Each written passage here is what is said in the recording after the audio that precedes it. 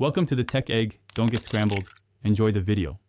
You start by confirming the essentials so calls can actually route. Sign into your Apple ID and enable FaceTime. This authenticates your device. Once done, open Settings and turn on FaceTime Plus. Allow calls on other devices if you use an iPhone. Make sure Wi-Fi or cellular is connected so audio and video stream smoothly. You do this because FaceTime and Continuity need authentication and a network. Without them, you can't reach contacts or hand off calls. Now you place and handle calls.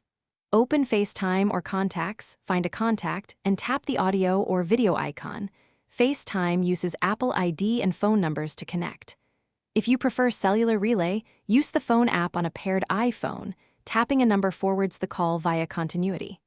When a call comes in, swipe or tap the banner. Make sure Do Not Disturb is off. You do these steps because selecting the right app and device determines whether the call is routed as FaceTime, audio, or through your iPhone. Finish by optimizing and fixing common issues. Enable Wi-Fi calling on your iPhone so your iPad can place cellular calls when needed. This helps in low signal areas. Check camera and microphone permissions so the remote party can see and hear you.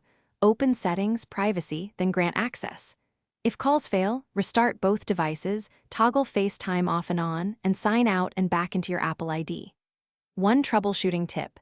If audio is one way, switch output between iPad speaker, Bluetooth, and wired headphones to isolate the problem. Thanks for watching. Consider subscribing if I helped unscramble your problems.